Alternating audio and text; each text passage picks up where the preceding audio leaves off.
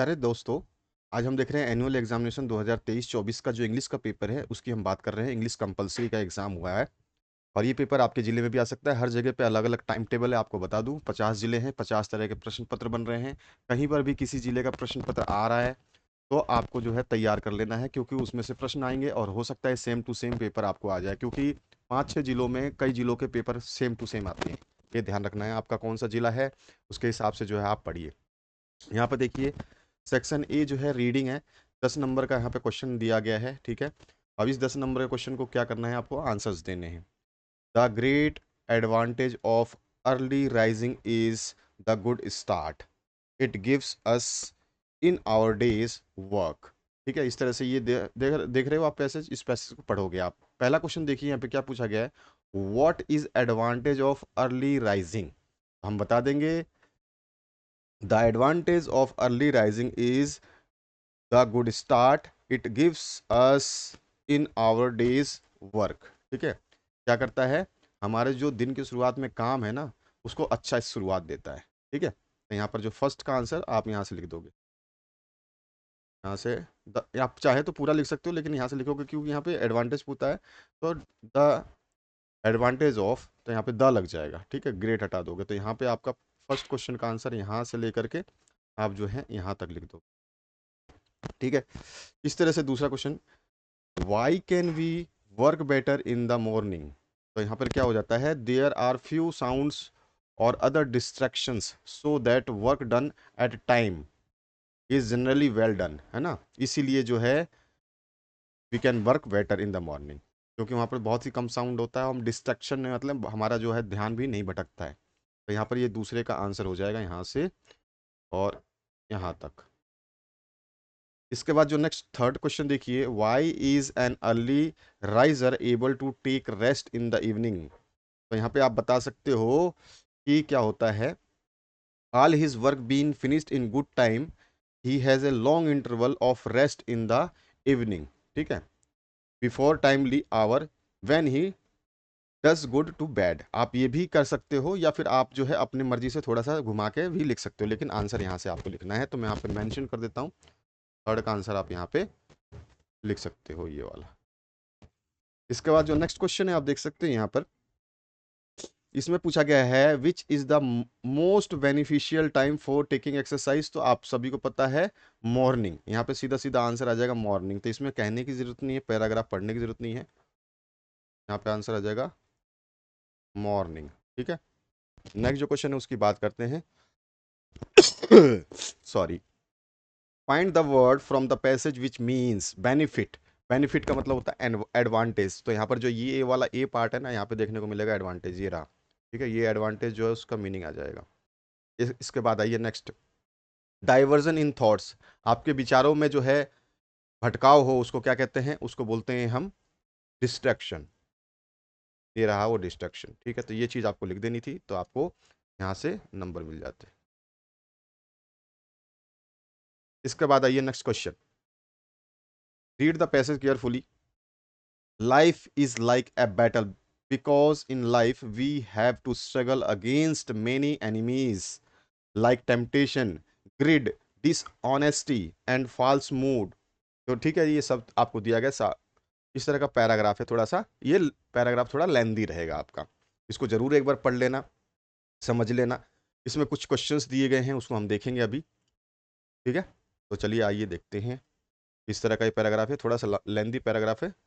और यहाँ पर जो कुछ क्वेश्चंस पूछे गए हैं, human use to be like dash in the remote past. तो मतलब भूतकाल में जो बहुत पुराना पास्ट था हमारा, तो ह्यूमन कैसे रहते थे, एनिमल्स की तरह रहते थे। तो यहाँ पे जो है ए ऑप्शन सही हो जाता है इसका। What contributed in developing of human society. तो क्या कंट्रीब्यूट करता है डेवलप करने के लिए सोसाइटी को, मैरिज। यहाँ पे ए ऑप्शन सही हो जाएगा। इस पैराग्राफ से ही सारे आंसर्स दे रहा हूँ मैं आपको, पैराग्राफ पढ़ूंगा बहुत लंबा है। What is important institution of human society. तो मैरिज सेरेमनी जो है सबसे इंपॉर्टेंट जो है ये माना जाता है, तो बी ऑप्शन यहाँ पे करेक्ट हो जाएगा। नेक्स्ट जो क्वेश्चन है, where did the primitive man live. तो प्रिमिटिव मैन कहाँ लिव करते थे, तो आप बता सकते हो। पूरा पैराग्राफ अगर आपने पढ़ लिया तो आपको मिल जाएगा। यहाँ पे देखिए, ये देखिए, the primitive man was living in small groups in large cave and on trees. ठीक है, छोटे छोटे समूह में रहते थे, और केव्स मतलब होता है आपका जो पहाड़ों के अंदर क्या कहते हैं उसको, गुफा। ठीक है, तो छोटे छोटे समूह में गुफाओं में और पेड़ पर रहते थे। प्रिमिटिव मतलब बहुत पुराने जो लोग थे उनकी बात हो रही है। इसी तरह से आपको क्वेश्चन के सारे आंसर्स इसमें मिल जाएंगे, तो आराम से आप इनके आंसर्स दे सकते हो। ठीक है ना, यहाँ पर इसका आंसर जो फोर्थ नंबर है, आप फोर्थ नंबर का आंसर यहाँ से यहाँ तक लिख सकते। ठीक है, इसी तरह से सारे क्वेश्चंस आपको मिल जाएंगे। How could man dominate over animals, animals के ऊपर जो है इंसानों ने कैसे राज किया। ठीक है, ये सब चीज़ें आपको बतानी है। तो कुछ क्वेश्चंस यहाँ पर और भी है जिनको आपको देना है। एमसीक्यू के बाद ये बड़े क्वेश्चंस पूछे गए, कंप्रिहेंशन टाइप क्वेश्चंस होते हैं, जैसे कि हमने पहले पैराग्राफ में करे हैं। सेक्शन बी देखिए कैसा आया हुआ है। सेक्शन बी में जो है आपको एक टास्क लिखना है, opening of savings bank account. ठीक है, आपको एक बैंक अकाउंट खुलवाना है, तो आप कैसे खुलवाएंगे उसके ऊपर जो है आपको टास्क लिखना है। कुछ हिंट्स आपको दे रखी हैं। आप बैंक गए, आप early in the morning 10 o'clock this bank आप गए। ठीक है, फिर वहाँ से आपने जो है रिसेप्शन से फॉर्म लिया बैंक ओपनिंग का, फिर फिलअप किया इस तरह से, और फिलअप करके उसमें जो है आपने साइन वाइन किए। फिर आपने जो नेसेसरी डॉक्यूमेंट्स जो आपसे मांगे गए थे, आधार कार्ड, पैन कार्ड, या फिर आपका जो फोटो है, पासपोर्ट साइज, जो भी आपसे मांगी गई थी, आप अपने हिसाब से सोचिए कि बैंक में जाकर के आप खाता कैसे खुलवाते हैं। उसी को अपने एग्जाम्पशन के हिसाब से आपको लिख देना था। डिपॉजिट विद इनिशियल अमाउंट, आपने जो है पहला जो है 1000 रुपये का, हम मान लो 1000 रुपये का अकाउंट हमने स्टार्टिंग में खुलवाया, 1000 रुपये से शुरुआत होती है, मिनिमम बैलेंस जो रखते हैं। तो डिपॉजिट इनिशियल अमाउंट किया, और gate account number and passbook, तो ये सारी चीज़ों को मिला करके आपको लिख देना था। इसी तरह से अगर आप वो नहीं करना चाहते थे, तो आपको और ऑप्शन भी दिया गया था यहाँ पे। इस और ऑप्शन में दिया गया है आपको फिर से एक टास्क लिखना है, विलेज फेयर। ठीक है, विलेज फेयर में गांव में एक मेला है, उसके ऊपर जो है लिखना है। उसमें से भी आप जो है कुछ हिंट्स आपको दिया गया है। तो यहाँ पर ए विलेज फेयर, ठीक है, यहाँ पे आर होना चाहिए, मिसप्रिंट हो सकता है, बिल्कुल मैंने बताया था पहले भी पेपर जब आपको हिंदी के दिए हैं, राजनीति विज्ञान के दिए हैं। तो जो भी आपको पेपर्स दे रहा हूँ उनको जरूर पढ़िए, उसमें से प्रश्न बिल्कुल आएंगे, 100% आएंगे, उसमें घबराने वाली बात नहीं है। ये विलेज फेयर, फिर man women children in the fine clothes. ठीक है, और मैनी स्टॉल्स थे वहाँ पर। अब स्टॉल्स में आप बता सकते हैं, बहुत सारे स्टॉल्स है। टेम्पल दर्शन भी किए आपने वहाँ पर, और कांट फॉरगेट, आप उस मेले को जो है यात्रा को भूलोगे नहीं। तो ये सारी चीज़ें बता दोगे। बुक बुक स्टॉल्स थे वहाँ पर, और भी स्टॉल्स थे वहाँ पे, क्लॉथ स्टॉल्स थे, बहुत सारी चीज़ें आप इसमें मेंशन कर सकते हैं। एक मेले में जैसे घूमते हो तो आप क्या क्या देखते हो, उसी को विचारों को यहाँ पे प्रकट करना था। प्रिपेयर ए रिपोर्ट, अब यहाँ पे रिपोर्ट राइटिंग की बात हो रही है। ठीक है, यहाँ पे रिपोर्ट राइटिंग की बात की जा रही है आपसे। यहाँ पे रिपोर्ट राइटिंग की बात हो रही है। ठीक है, हेडिंग क्या है, morning prayer session in the school. आपके स्कूल में मॉर्निंग प्रेयर सेशन होता है ना, उसी के ऊपर एक रिपोर्ट जो है आपको बनानी है। ठीक है, तो ये आपका हेडिंग हो गया, इसको आप जो है 6 नंबर पर आप करते। अगर आप वो नहीं करना चाहते थे, तो आपको और ऑप्शन भी दिया गया था यहाँ पे, इसको कर सकते थे, जिसमें है ड्राफ्ट ए स्पीच इन। अब यहाँ पे स्पीच लिखना है आपको, देखो ऊपर था रिपोर्ट, यहाँ पे है स्पीच, इंपॉर्टेंस ऑफ ट्रीज। ठीक है, इस तरह के क्वेश्चन हमने हाफ ईयरली में भी करे थे, आपको याद होगा। इसके बाद और ऑप्शन भी दिया गया है 5वें क्वेश्चन में भी। एक लेटर लिखना है कलेक्टर को, डिस्ट्रिक्ट कलेक्टर को, कि बैन करे लाउड स्पीकर का। बहुत ही कॉमन क्वेश्चन है, पता है, ये आपको कई बार जो है ये पूछा जाता है, यूज ऑफ लाउड स्पीकर, इसके बारे में जो है आपको लिखना था। आगे देखिए, नेक्स्ट जो है इसी में और पार्ट दिया गया है। अगर आप ये नहीं करना चाहते तो ये वाला कर दीजिए। सपोज करिए कि आप मनीषा हैं, स्टडी कर रहे हैं सीनियर सेकेंडरी स्कूल अरनोद में। आपको एक एप्लीकेशन लिखना है हेडमास्टर को अपने स्कूल के, कि उनको कंप्लेंट करना है कि आपके क्लास की कंडीशन जो है वो पुअर है, poor condition of your classroom. ठीक है, साफ सफाई नहीं होती है, बेंचेस टूटे हुए हैं, ब्लैक बोर्ड टूटा हुआ है, श्यामपट्ट जिसको बोलते हो आप, तो पंखा काम नहीं कर रहा है, और उचित रोशनी नहीं आती है। ठीक है, साफ सफाई नहीं है, पेंट उधड़ा हुआ है, या दीवार पे पेंट जो है हटा हुआ है, ये सब चीज़ों को आप बना के लिखोगे। यहाँ पर जो नेक्स्ट है, fill in the blanks with correct determiners. अब यहाँ पे जो डिटर्मिनर्स दिए ना, इसमें बहुत सारे ऑप्शंस में मिस्टेक्स हैं। ठीक है, he was dash teacher, he was a teacher, चलो ठीक है, यहाँ पर आपका आंसर बनता है। क्लियर, यहाँ पर हम ए लिख सकते हैं, इसमें कोई इशू नहीं है, तो यहाँ पे हमने ए डाल दिया, चलो ए हो जाएगा यहाँ पे, ही वॉज ए टीचर। अब यहाँ पे देखिए, dash Chetak Express is late today, तो यहाँ पे मेनी है, मच है, सम है, एनी है, ए है। तो चेतक एक्सप्रेस तो एक नहीं होता है, चेतक चेतक एक्सप्रेस जो है कई हो सकते हैं, जैसे राजधानी एक्सप्रेस कई है, आपको पता ही होगा, ठीक है ना। तो यहाँ पर जो है हम कह सकते हैं कि many Chetak Express is late today, तो यहाँ पे मेनी हम लिख सकते हैं। क्लियर हुआ, तो यहाँ पे हमारा मेनी आ सकता है। ऑप्शंस जो है सुटेबल नहीं दिए गए हैं, या कह सकते हैं क्वेश्चंस फ्रेम सही नहीं है इसके क्वेश्चंस को। यहाँ पे आप देखोगे नेक्स्ट क्वेश्चन जो आपसे पूछा गया उसकी बात करें, there are dash behind our school, there are dash behind school. तो यहाँ पे क्या लिखूं भाई, कुछ नहीं लिख सकते, there are dash behind, there are dash behind our school, any behind our school, many behind our school, और मच बिहाइंड आवर स्कूल। क्या बिहाइंड आवर स्कूल, हमारे स्कूल के पीछे क्या, तो मच मैनी कुछ भी नहीं लिख सकते, तो यहाँ पर जो है ये एरर है क्वेश्चन में। How dash milk do you want in your tea, अब यहाँ पे ये सही है, हाउ मच आ जाएगा यहाँ पे, हाउ मच मिल्क, आप कितना दूध अपने चाय में लेना पसंद करेंगे, ठीक है, तो यहाँ पे मच आ जाएगा। आगे देखिए अगला जो प्रश्न है कैसा है, यहाँ पे जो है fill in the blanks, choose correct form of the verb given in the brackets, तो यहाँ पर जो है आपको ब्रैकेट में दिया है गो, यहाँ पे ब्रैकेट में दिया है वॉश, यहाँ पे ब्रैकेट में दिया है अराइव, ठीक है। अब देखिए सी ऑलवेज आ गया, ऑलवेज हमेशा मतलब कि वर्तमान स्थिति है, जो हमेशा होता है उसको ऑलवेज में आता है, तो सी ऑलवेज गोज हो जाएगा यहाँ पे, अकेली है तो गोज हो जाएगा, और भी ज्यादा होते हैं मतलब दे ऑलवेज, तो यहाँ पे गो केवल गो ही रह जाता, ठीक है। बहुवचन के साथ ईएस लगता है, सिंगुलर वचन रहेगा तो ईएस लगेगा, और नहीं तो आपका ईएस नहीं लगता है ना, ऐसे ही ईएस लगाते हैं, आपको पता ही है। They dash the cloth yesterday, they washed, they washed the clothes yesterday, यहाँ पे वॉश्ड आ जाएगा आपका।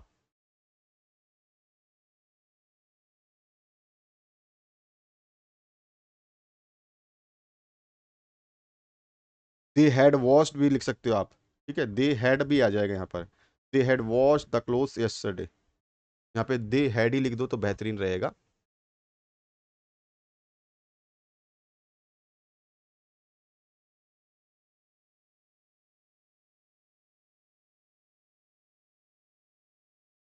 They had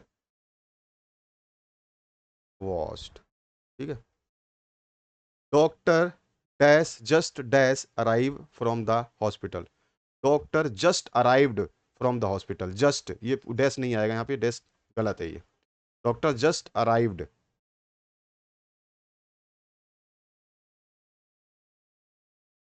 arrived from the hospital, doctor just arrived from the hospital.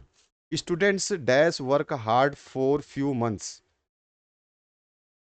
काफी सब महीनों से जो है विद्यार्थी मेहनत कर रहे हैं, तो स्टूडेंट्स वर्किंग, रुकिए, स्टूडेंट्स आर वर्किंग, क्योंकि यहाँ पे स्टूडेंट्स है तो यहाँ पे आ जाएगा आर, और फिर आ जाएगा आपका वर्किंग, वर्किंग, स्टूडेंट्स जो है कई महीनों से मेहनत कर रहे हैं, तो आर वर्किंग आएगा, ठीक है। Fill in the blanks by choosing correct modal with the help of the word given in the bracket, अब इनके हिसाब से मॉडल्स को यहाँ पे लगाना है। एडवाइस देना है पहले में आपको, यू आर इल, आप बीमार हो, यू डैश टेक रेस्ट, तो एडवाइस दोगे तो डॉक्टर क्या एडवाइस देगा, you are ill you must take rest, यहाँ पे मॉडल में आ जाएगा मस्ट, एडवाइस दे रहे हो तो आप मस्ट लगाओगे। He dash solve this puzzle, ability है उसकी, तो he can solve this puzzle, he can solve this puzzle. There are clouds in the sky, आकाश में बादल है, पॉसिबिलिटी है कि बरसात हो सकती है, तो it may rain today. The last बस हैज गॉन, पिछला जो बस है वो चली गई है, father dash come now, remote possibility यानी कि थोड़ा थोड़ा चांस है कि आ सकते हैं, तो फादर कैन आ सकता है, यहाँ पे आ जाएगा, जब कम पॉसिबिलिटी होती है तो कैन कर सकते हैं, फादर कैन कम नाउ, पिताजी अभी आ सकते हैं। Right the correct preposition in the brackets, अब इन ब्रैकेट्स में आपको ऑप्शंस दिए गए हैं, ये प्रीपोजिशंस दिए गए हैं। She cut an apple with knife, ठीक है, तो यहाँ पर जो है डी ऑप्शन करेक्ट हो जाएगा। He has been cleaning the room since morning, D option सही हो जाएगा। A cat jumped upon table, C option सही हो जाएगा। My name is written under her name, ये आपका सही हो जाएगा। अब आइए नेक्स्ट क्वेश्चन की तरफ देखते हैं। Read the extract. अच्छा, ये आपके क्वेश्चन पेपर जो है, ये आपके बुक से क्वेश्चन है, बुक में से पैराग्राफ दिया गया है। ठीक है, इस पैराग्राफ के हिसाब से ये आंसर्स आप लिख दोगे इसके, तो ठीक है, बुक से देख लेना है ये आपका पैराग्राफ, और इसके आंसर्स आपको देखना है। इसी में और पार्ट भी गिवन है, आपको और पार्ट दिया गया है, आप चाहें तो दूसरा भी कर सकते हैं। ठीक है, और पार्ट जो आपको गिवन है, तो आप ये वाला कर सकते हैं, प्लीज कंटिन्यू राजेंद्र। ठीक है, और इसमें भी कुछ क्वेश्चंस पूछे गए, आप जैसा देख रहे हैं यहाँ पर, ये रहे यहाँ तक क्वेश्चन है इसके, ये पूरा का पूरा पैराग्राफ है। अब आइए नेक्स्ट जो क्वेश्चन है, कैसा पूछा गया आपसे, right the answer of the following questions in about 20 to 30 words. Any three करने हैं, ये ध्यान रखना है कि आपसे जब पूछा जा रहा है तो यहाँ पे कुछ इंस्ट्रक्शंस दिए गए हैं आपको, तो कोई भी तीन ही करना है, ऐसा नहीं कि बैठ जाओ इसको नहीं पढ़ो आप और फटाफट ये 4 क्वेश्चंस कर दो, तो आपको क्या फायदा होगा, आपका टाइम वेस्ट होगा, आगे के क्वेश्चन छूट जाएंगे। ठीक है, तो ये ध्यान रखना कि आप हमेशा पढ़ना कि ये इसमें इंस्ट्रक्शंस क्या होते हैं, इंस्ट्रक्शंस हमेशा पढ़ा कीजिए, चाहे आपके बोर्ड एग्जाम हो, चाहे आपके लोकल एग्जाम हो, नॉन बोर्ड एग्जाम हो, कोई भी एग्जाम देते हैं तो इंस्ट्रक्शंस जरूर एक बार पढ़ लें, उसमें ज़्यादा टाइम नहीं लगता है, सेकंडों में पढ़ लेता है आदमी, एक नज़र मारते ही पता चल जाता है क्या लिखा गया है। इसके बाद जो है यहाँ पे 4 क्वेश्चन में से कोई भी 3 ही करने हैं। ठीक है, आंसर एनी टू। अब यहाँ पे देखिए आपको इंस्ट्रक्शन दे दिया है कि कोई 2 ही करना है, तो यहाँ पे देखिए ये रहा आपका, और ऑप्शन में से कोई एक करना है। ठीक है, और इस और ऑप्शन में से कोई एक करना है।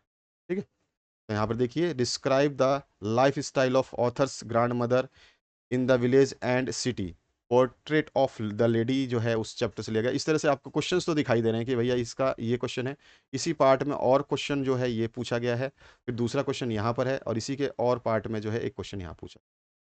अब जो है आगे देखिए, यहाँ पर आपको स्टांजा दिया गया है, इस स्टांजा को रेफरेंस टू द कॉन्टेक्स्ट के हिसाब से जो है क्लियर करना है, एक्सप्लेन करना है, यानी कि संदर्भ सहित व्याख्या कर देनी है। रेफरेंस टू द कॉन्टेक्स्ट का मतलब हो गया संदर्भ सहित व्याख्या, कौन से चैप्टर से लिया गया है, कौन इसके राइटर है, और इन लाइनों का क्या मतलब है, वो आपका जो है आ जाएगा कॉन्टेक्स्ट में। ठीक है, रेफरेंस क्या है कि कौन से चैप्टर से लिया गया है, इसके राइटर क्या है, और इसमें वो कहना क्या चाहते हैं, मतलब इंगित क्या करना चाहते हैं, एक वर्ड में आप बता दीजिए या एक लाइन में बता दीजिए, उसके बाद जो है इसको डिस्क्राइब कर दीजिए, तो कॉन्टेक्स्ट हो जाएगा।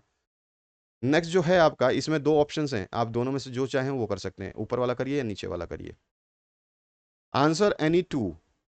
अब यहाँ जो है आंसर एनी टू, ये ध्यान रखना है, तो यहाँ पे 3 क्वेश्चन हैं, कोई भी आपको इसमें से 2 ही करने हैं। नेक्स्ट जो देखिए, आंसर एनी वन। अब यहाँ पे एनी वन करना है आपको। ठीक है, तो यहाँ पे और ऑप्शन भी है, एक तो चैप्टर आपका फादर टू सन से दिया गया है, और एक लेबरनम टॉप से दिया गया है। ठीक है, तो इन दोनों में से कोई एक ही करना है, और जैसे भी यहाँ पे और ऑप्शन लिखा है तो आपको घबराने की जरूरत नहीं, करना तो एक ही है। Right the character sketch of the king. अब आपको यहाँ पे कैरेक्टर स्केच देना है किंग का, और इसी में और ऑप्शन भी, अगर आप वो नहीं करना चाहते तो दूसरा कर लीजिएगा। इसके बाद देखिए, आंसर एनी थ्री। अब यहाँ पर 3 क्वेश्चनों के उत्तर देने हैं आपको, तो यहाँ पर देखिए 1, 2 और 3 दिया गया है, और तीनों के ही आंसर आपको देने हैं, यहाँ पर सीधा सीधा लिखा हुआ है, तो 3 के 3 आपको देने होंगे। यहाँ पे चौथा ऑप्शन तो दिया ही नहीं है। आगे देखिए, आपका जो लास्ट क्वेश्चन आया हुआ है इसकी बात कर लेते हैं। Who is the writer of the play Mother's Day, तो उसके लेखक कौन है, J.B. प्रेस्ली, तो यहाँ पर जो है बी ऑप्शन जो है करेक्ट हो जाएगा। The king order to construct an ark, ठीक है, तो यहाँ पे जो है आपका बी ऑप्शन करेक्ट हो जाएगा। नेक्स्ट जो क्वेश्चन है, who is the author of the address, तो इसके थे मार्गो मिंटो, है ना, तो यहाँ पे जो है सी ऑप्शन करेक्ट हो जाएगा।